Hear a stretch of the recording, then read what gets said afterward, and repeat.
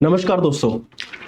Aditya L1 mission आप सभी लोगों ने आज लॉन्चिंग भी देखी होगी और इसके संबंध में बहुत सारी खोज खबरों के बारे में इंटरनेट पर ढूंढा भी होगा। अब आदित्य L1 जो मिशन है, बेसिकली आपको इतनी चीज तो समझ में आ गई हो, आदित्य जो कि पर्यायवाची है सूर्य का। तो ये जो मिशन है वो बेसिकली सूरज से संबंधित अन्वेषण को दर्शाता है। इसरो का ये जो मिशन है आदित्य L1 मिशन, हमको इस बात पर गर्व होना चाहिए कि बहुत कम बजट में, अगर इसकी बजट एलोकेशन को लेकर बात करें तो लोकसभा में एक उत्तर दिया गया था जहां पर बताया गया कि भाई लगभग 400 करोड़ के अराउंड में इस बजट के लिए मतलब सोलर मिशन में खर्चा हुआ है इस आदित्य L1 मिशन में। हालांकि कुछ और भी अन्यत्र खर्चे हैं जो इसमें शामिल नहीं है। मिशन 5 साल के स्पैन के साथ में है, मतलब कि मिशन का जो पूरा टाइमिंग है वो है 5 साल का। लेकिन क्या आज लॉन्चिंग होते ही जो ये जो मिशन है आदित्य L1 क्या अपने ऑर्बिट में या जहां पर भी इसको पहुंचाना है पहुंच गया है? नहीं। अगर हम इस स्थिति को लेकर बात करें तो बेसिकली अभी ये अर्थ के ऑर्बिट में ही जो है 16 दिन तक रहने वाला है। उसके बाद में ये एक L1 पॉइंट पर जो है ये पहुंचेगा जहां से ये अपनी जो वर्किंग है वो स्टार्ट करेगा।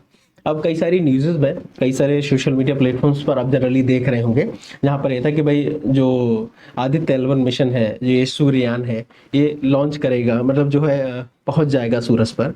तो वर्तमान के अगर मैं इसको लेकर, जैसे मैंने भी इंटरनेट पे सर्च किया था कि क्या वाकई में पॉसिबल है कि हम सूरज तक पहुंच जाएं, सन तक हम पहुंच पाए, तो उसमें कुछ आंसर्स दिए गए थे कुछ कुछ वेबसाइट्स पर, जिनमें एक आंसर बड़ा रोचक था। तो आंसर ये था कि अगर हम सूरज से पृथ्वी की दूरी को लेकर बात करें तो उतनी दूरी तय करने के लिए और जैसा सूरज का तापमान है उतनी स्थितियों के लिए वर्तमान में तो कोई तकनीकी है नहीं। और वर्तमान की तकनीकियों को अगर हम सभी विश्व के सारे देश मिल भी जाए, इकट्ठे हो भी जाए, तब भी पॉसिबल नहीं है।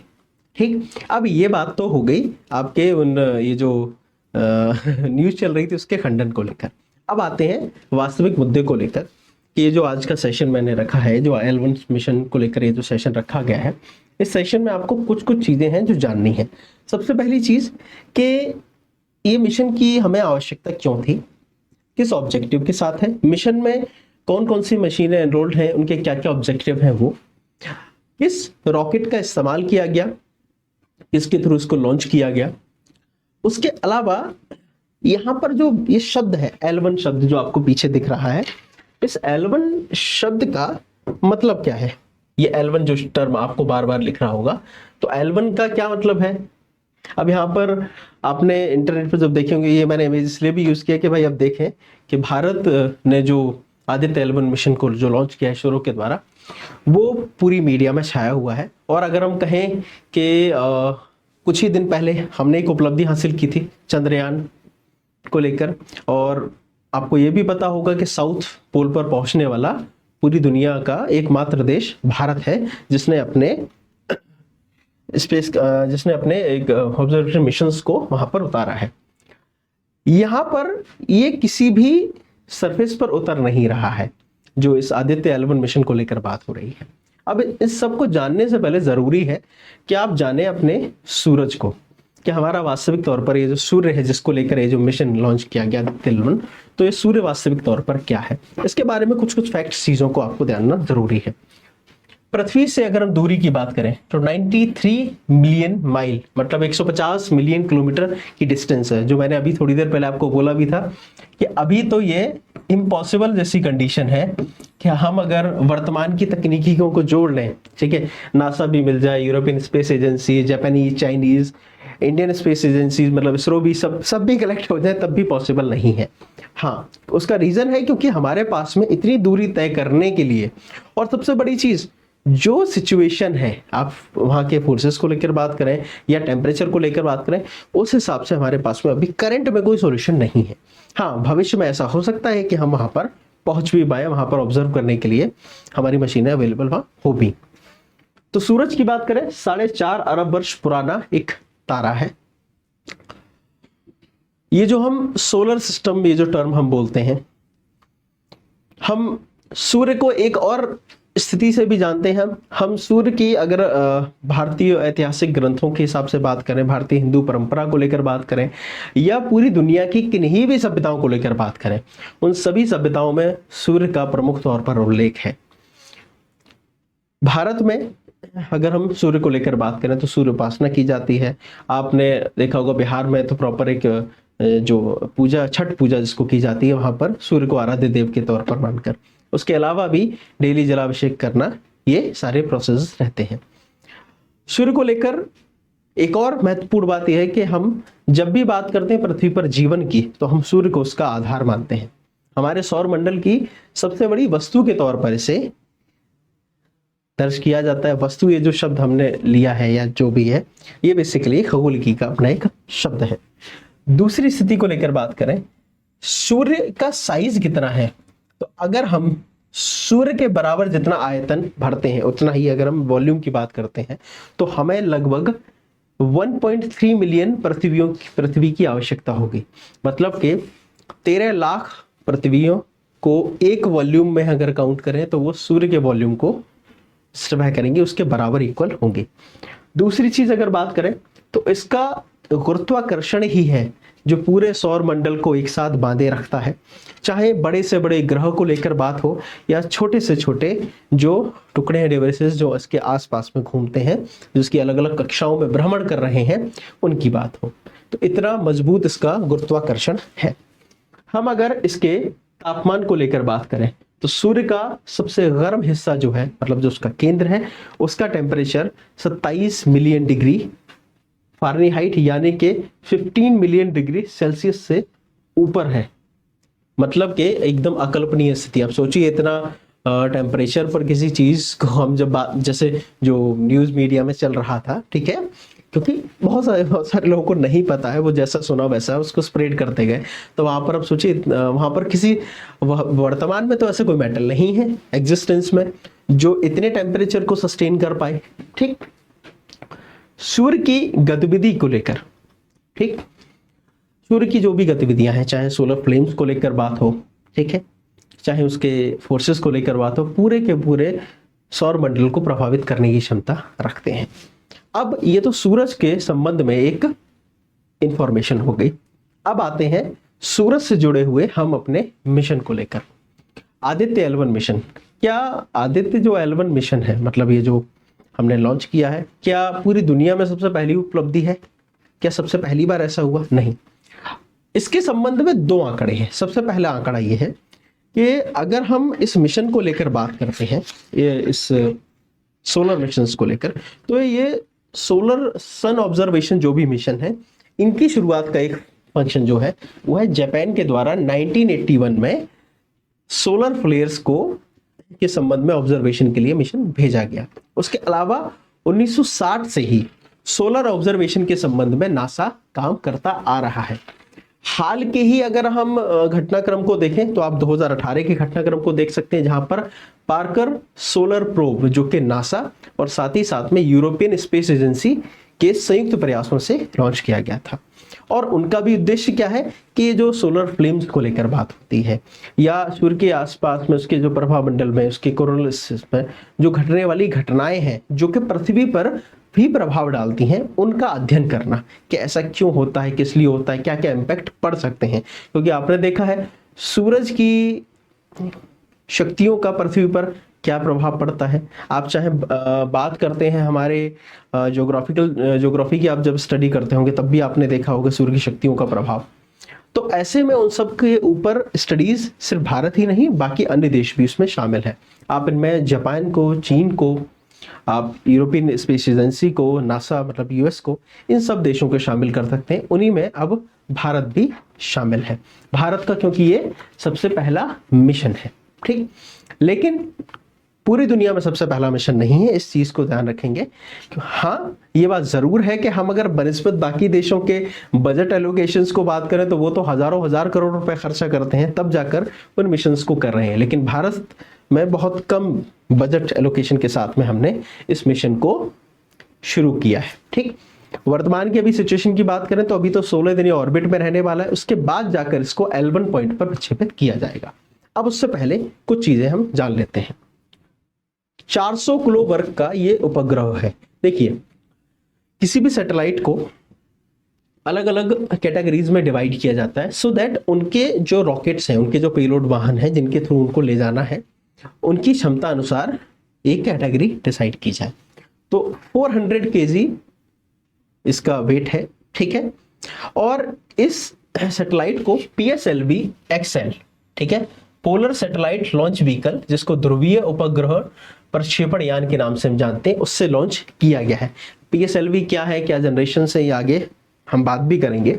दूसरी चीज, आदित्य L1 सूर्य का अध्ययन करने वाला, मतलब सन के संबंध में रिसर्च करने वाला, उसका ऑब्जर्वेशन करने वाला भारत का सबसे पहला अंतरिक्ष मिशन है, ठीक।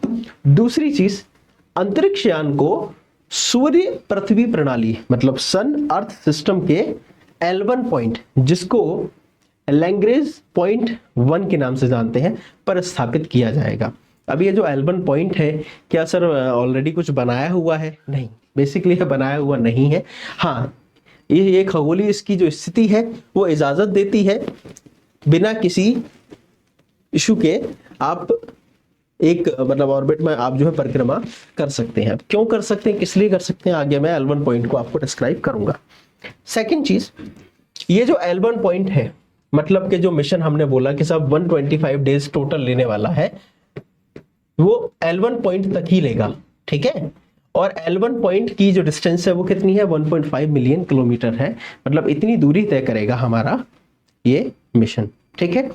तब जाकर ये अगले 5 सालों तक हमें सूर्य के संबंध में सूचनाएं भेजेगा। ये अनुमान है कि लगभग 1440 फोटोग्राफ्स डेली जो है अर्थ सेंटर्स पर भेजे जाएंगे, मतलब वहां से वो हमें फोटोज को सेंड करेंगे। दूसरी चीज, L1 पॉइंट को क्या रखा गया, अब L1 पॉइंट की यहाँ पर एक डेफिनेशन है कि सब L1 पॉइंट जो है वो चारों ओर के प्रभा मंडल कक्ष में रखे गए उपग्रहों को बिना किसी सूर्य ग्रहण के, मतलब एक्लिप्स वगैरह के, बिना किसी इफेक्ट के लगातार देखने का एक बेनिफिट देता है। मतलब एक ऐसा पॉइंट है जहां से आप ऑब्जर्वेशन करते समय सोलर एक्लिप्स वगैरह जैसी जो घटनाओं का इंपैक्ट होता है उस इंपैक्ट से बचे रहेंगे, ठीक। इससे होगा क्या कि आप रियल टाइम में, ठीक है, जो सोलर एक्टिविटीज हैं उनको ऑब्जर्व कर पाएंगे, उनके संबंध में डेटा कलेक्शन आप कर पाएंगे। बजट एलोकेशन को लेकर मैंने आपको बताया था कि भाई 400 करोड़ लगभग, मतलब 378.53 करोड़, लेकिन इसमें लॉन्च वगैरह की लागत शामिल नहीं है। फिर भी अगर हम देखें तो काफी हद तक के किफायती मिशन में से एक है, अगर हम बात करें सोलर मिशंस बाकी दुनिया के इन कंपैरिजन में। अब आते हैं दूसरी चीज पर, पॉइंट को लेकर। पीछे 2 इमेजेस हैं। एक इमेज बहुत कॉमनली इमेज है जो जनरली इंटरनेट पे आपको मिल जाएगी। दूसरी इमेज नासा ने अपनी वेबसाइट पर डिस्क्राइब की हुई है कि बेसिकली ये जो लैग्रेंज पॉइंट 3 है ये क्या है। अगर मैं लैग्रेंज पॉइंट को सीधी भाषा में आपको समझाऊं, आसान भाषा में, तो ये एक तरीके का पार्किंग स्पेस मान लीजिए, पार्किंग स्लॉट टाइप का। अब ये पार्किंग स्पेस कैसे है, क्या है, देखिए, अगर हम ये 2 ऑब्जेक्ट लेते हैं, सपोज दैट ये 2, ठीक, ये पर्टिकुलर सन है और ये अर्थ है, ठीक है।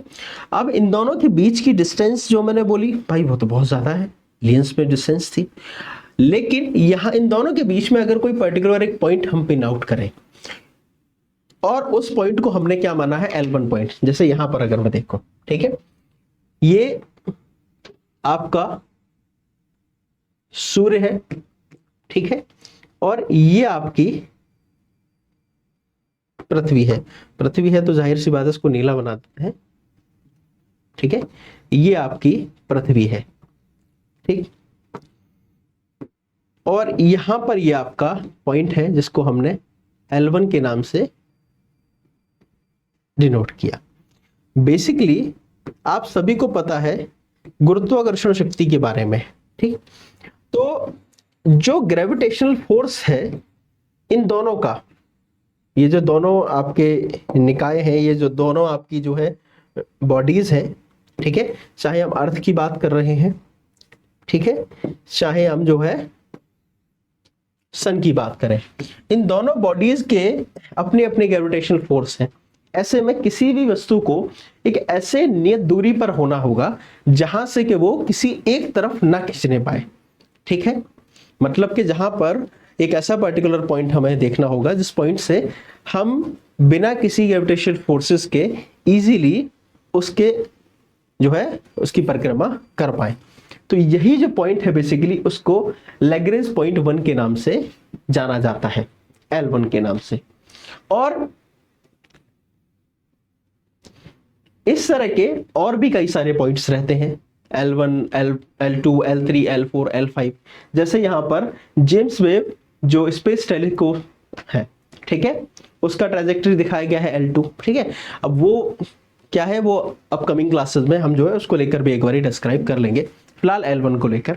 तो L1 बेसिकली क्या है, एक ऐसा पर्टिकुलर एरिया है जहां पर के सन और अर्थ के द्वारा प्रोड्यूस किए गए जो ग्रेविटेशनल फोर्सेस है, ठीक है, जो अट्रैक्शन है, रिपल्सन है, वो एक ऐसा बैलेंस्ड क्रिएट करेंगे सो दैट वो किसी भी एक की तरफ जो है खींचने ना पाए। इसे ही हम जो है L1 या लैग्रेंज बिंदु 1 के नाम से जानते हैं, जहां पर के आपका जो सैटेलाइट है वो स्थापित किया जा रहा है सो दैट वो इजीली परिक्रमा करता रहे और डेटा को कलेक्ट करता रहे, ठीक है। तो इसे हम क्या बोलते हैं कि these can be used as spacecraft as parking spots in the space to remain in a fixed position with minimal fuel consumption। अब इन L1 पॉइंट्स को स्पेसक्राफ्ट के फॉर्मेट में भी, जैसे आप इन फीचर्स आपको लगता है कुछ ऐसी पॉइंट्स हैं, ठीक है, तो ऐसा स्टेबल किया जा सकता है। तो मिनिमल फ्यूल कंजम्पशन के through as a parking spots के तौर पर भी ये काम करेंगे, ठीक है। ये अपना नासा ने एक डेफिनेशन पर्टिकुलरली दिया है, तो हमने इसको आसान भाषा में वही समझना है, ठीक है, कि भाई एक ऐसा बिंदु जहां पर के दोनों तरफ के जो फोर्सेस हैं उन फोर्सेस के चलते एक बैलेंस क्रिएट हो जाए सो दैट वहां से वो किसी भी एक तरफ ना खींचने पाए, ठीक है, कोई इंपैक्ट ना पड़े। पता चल रहा है वो खिंचता ही जा रहा है तो भाई खत्म ही हो जाएगा फिर, ठीक है। अब आते हैं ऑब्जेक्टिव को लेकर, कोरोनल हीटिंग, सौर पवन त्वरण, ठीक है, जो सोलर विंड्स वगैरह है उनके इंपैक्ट को जज करना। उसके अलावा CME जिसको कोरोनल मास इजेक्शन, फ्लेयर्स और जो नियर अर्थ स्पेस सिस्टम की हम बात करते हैं उसको समझना। दूसरा जो सौर वातावरण है उसका क्या इंपैक्ट पड़ता है, क्या इंपैक्ट नहीं पड़ता है, कैसा कैसा फैक्टर है उनको देखना। उसके अलावा जो सोलर विंड डिस्ट्रीब्यूशन है वो, और साथ ही साथ में टेम्परेचर एनिस्ट्रोपी, इनकी स्टडीज करना इसमें शामिल रहेगा। जैसे हम अगर सन का हमारे पास में जैसे पिक्चर, ठीक है, तो ये जो सोलर फ्लेयर्स निकलती हैं, ठीक है, जैसे जापान ने स्टार्टिंग में जो अपना मिशन रखा था वो इनके स्टडीज के लिए रखा था, ठीक है। लेकिन भारत की अगर हम बात करें तो भारत इस पूरे कोरोनल होल्स के फ्लेयर्स को लेकर, ठीक है, मतलब ये जो आउटर एक्टिविटीज हैं बेसिकली, ठीक है, उन एक्टिविटीज के जो है संबंध में डेटा कलेक्ट करेगा। अब जब डेटा कलेक्शन की बात आएगी तो जाहिर सी बात है हमें पेलोड्स की बात करनी पड़ेगी। वो जो 400 ग्राम का जो सैटेलाइट हमने जो बात की, क्या उसमें सिर्फ एक ही पेलोड से स्टेबल है, कितने हैं, क्या है, तो उन चीजों की बात करें। इसरो के द्वारा दी गई जानकारी के मुताबिक अगर हम बात करें टोटल की, तो टोटल 7 पेलोड्स को लेकर जिक्र किया गया है, ठीक है, जिसमें VELC जिसको visible emission line coronagraph suit यानी कि solar ultra violet imaging telescope, SoLEXS, HELIOS, ASPEX, PAPA, MAG, ये आपके 7 जो है पेलोड्स उसमें रहने वाले हैं। अब ये जो 7 पेलोड्स हैं उनमें से 4 पेलोड्स, ठीक है, मतलब बेसिकली 4 डिवाइसेस हम उनको सीधे बोल दें, वो डायरेक्ट ऑब्जर्वेशन में काम करेंगे, मतलब कि सीधे तौर पर वो ऑब्जर्व करेंगे, ठीक, जबकि बाकी बचे हुए जो 3 पेलोड्स होंगे बेसिकली वो इंस्टीट्यू ऑब्जर्वेशन या इंस्टीट्यू कैरी आउट में शामिल रहने वाले हैं, ठीक है, मतलब के 4 डायरेक्टली करेंगे, जो जो एक्टिविटीज हो रही हैं, पिक्चर क्लिकिंग की बात करें या अर्थ ऑब्जर्वेशन की बात करें, ये काफी टेक्निकल टर्म्स हैं, तो जनरली इनमें आपको घुसने की जरूरत नहीं है क्योंकि ये आपके विषय से इसका कोई खास ताल्लुक नहीं है। हाँ, बेसिकली आप ध्यान रखेंगे कि 4 ऑब्जर्वेशन डायरेक्ट ऑब्जर्वेशन में रहेंगे, जबकि 3 जो है इंस्टीट्यू कैरी आउट में रहने वाले हैं। तो टोटल ये 7 पेलोड्स है बेसिकली, जिनमें पहला हमने क्या बोला, विजुअल एमिशन लाइन कोरोनोग्राफ। इसका डिजाइन क्या है, ये सोलर कोरोना और कोरोनल मास इजेक्शंस को ट्रैक आउट करने के लिए। दूसरा सूट जो कि सोलर अल्ट्रावायलेट इमेजिंग टेलीस्कोप है, मतलब कि जो सोलर फोटोस्फेयर है, क्रोमोस्फेयर है, ये अल्ट्रावायलेट के फॉर्मेट में, उसका डेटा कलेक्ट करने का काम करेगा। थर्ड सोलेक्स की अगर बात करें तो solar low energy x-ray spectrometer है, ठीक। दूसरा हेल्रोस एस्पेक्स जो Aditya solar wind particle experiment है, और plasma analyser package for Aditya. अगला है आपका मैग, जो कि मैग्नेटोमीटर है, जो कि मेजर करेगा मैग्नेटिक फील्ड्स वगैरह को लेकर के L1 पॉइंट्स पर क्या क्या, ये मतलब L1 पॉइंट से हम अगर देखें तो मैग्नेटिक फील्ड कितना क्या क्रिएट हो रहा है, इन सारे डेटास को कलेक्ट करने का उसका काम है, ठीक।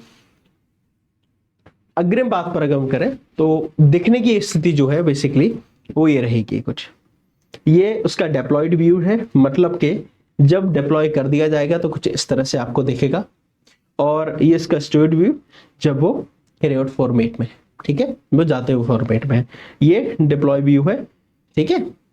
अब मेन मुद्दे पर आते हैं जो आपको इस संबंध में ध्यान रखना है। आदित्य मिशन के संबंध में जो स्टार्टिंग में बेसिक चीजें बताई गई, कितने दिनों का था, क्या था वेस्टिंग वगैरह, उसके अलावा उसका क्या टारगेट्स है मोटे मोटे तौर पर, वो आपको ध्यान रखना है।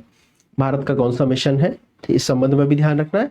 बाकी दुनिया में भी कौन से मिशन रहे, जो एक आध दो मिशन जैसे पार्कर सोलर प्रोब वगैरह आपको ध्यान रखने हैं, या जापान ने जो 1981 में एस्टेब्लिश किया, ठीक है, उस मिशन को ध्यान रखना है, उन चीजों को याद रखना। उसके अलावा सबसे ज्यादा जरूरी चीज है कि हमें इसके लॉन्च व्हीकल के बारे में कुछ जानकारी ध्यान में रखनी है।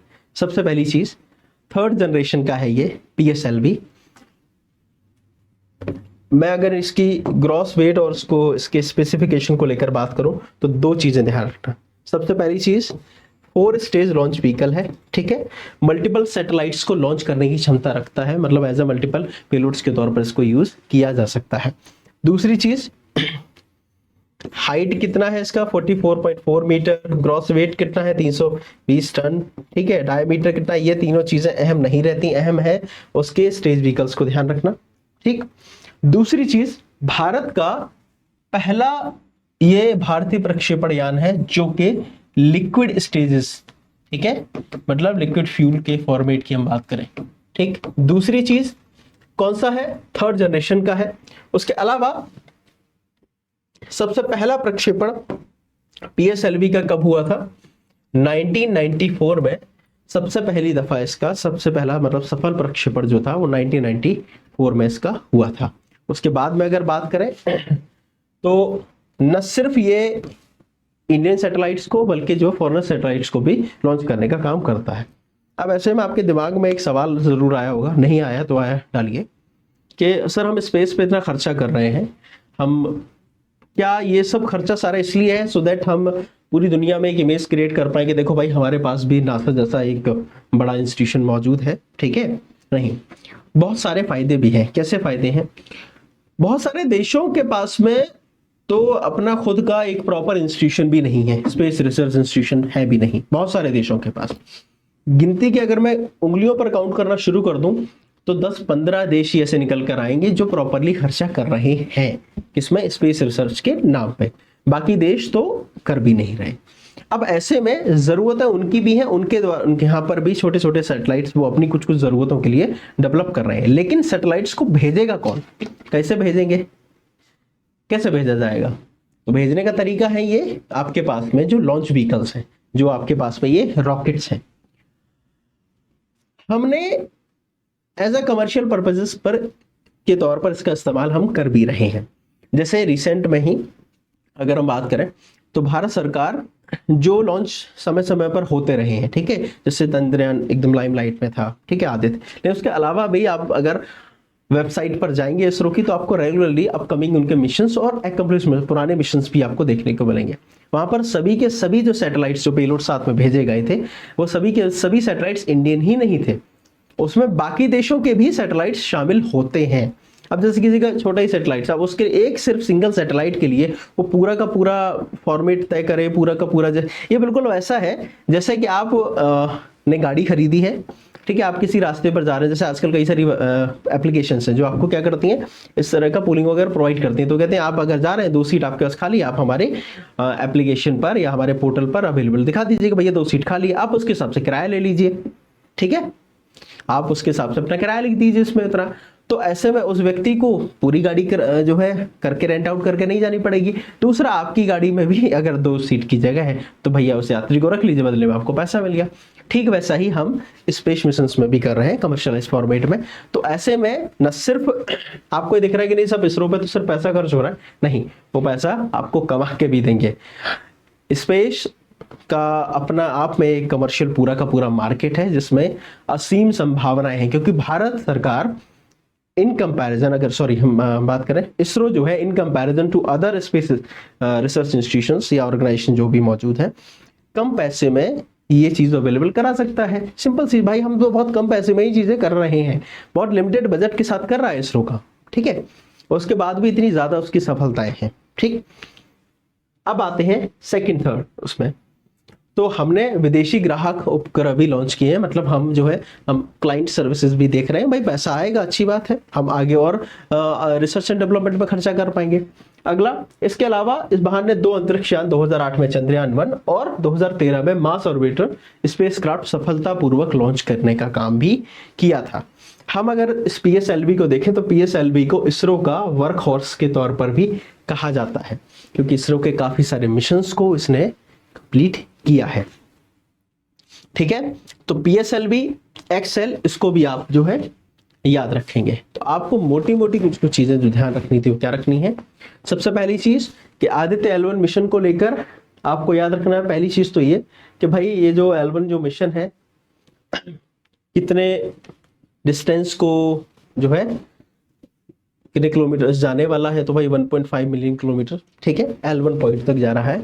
ठीक है, और L1 पॉइंट बेसिकली एक तरीके का पार्किंग स्पेस जैसा एक पर्टिकुलर पॉइंट है जहां पर के फोर्सेस इक्वल फॉर्मेट में आ जाते हैं, सो दैट वहां पर बिना किसी डिस्ट्रप्शन के, बिना किसी जो है इश्यूज के आप इजीली अपने मिशंस को अंजाम दे पा रहे हैं। ठीक है, दूसरी चीज याद रखनी है कि टोटल अगर इस मिशन की टाइमिंग को लेकर बात करें तो 125 डेज है, लेकिन यहां पर मैं मेंशन फिर से कर दे रहा हूं अर्थ के ऑर्बिट में, क्योंकि अभी शुरुआत में क्या है, अर्थ के ऑर्बिट में ही रहेगा ये। अभी ऐसा नहीं कि L1 पॉइंट पर सीधा पहुंच गया है, अभी ये अर्थ के ऑर्बिट में रहने वाला है और वो रहेगा 16 डेज। ठीक है, 16 दिनों तक ये अर्थ के ऑर्बिट में ही ये घूमेगा, फिर जाकर फिर ये L1 पॉइंट के लिए रवाना होगा।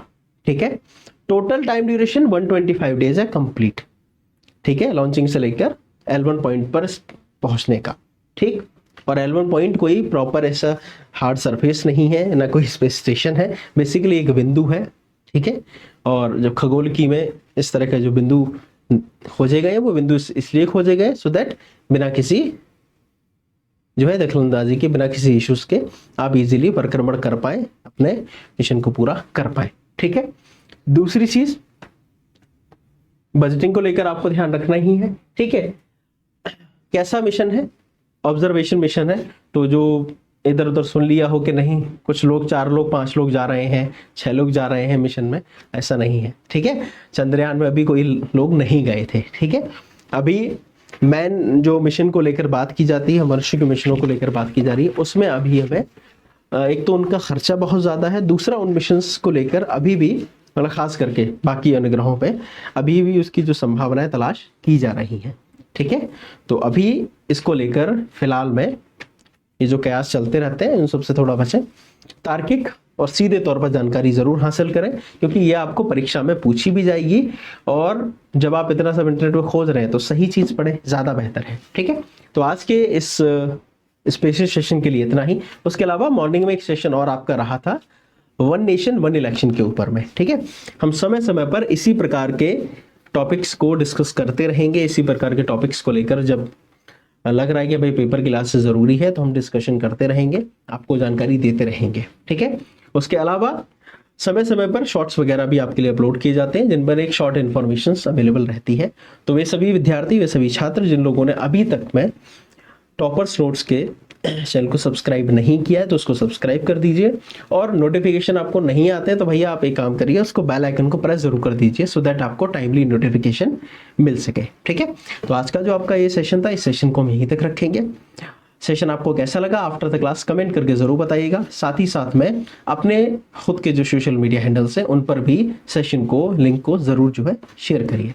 तो आज के सेशन के लिए इतना ही, तब तक के लिए दीजिए इजाजत। Bye bye, take care, have a nice day.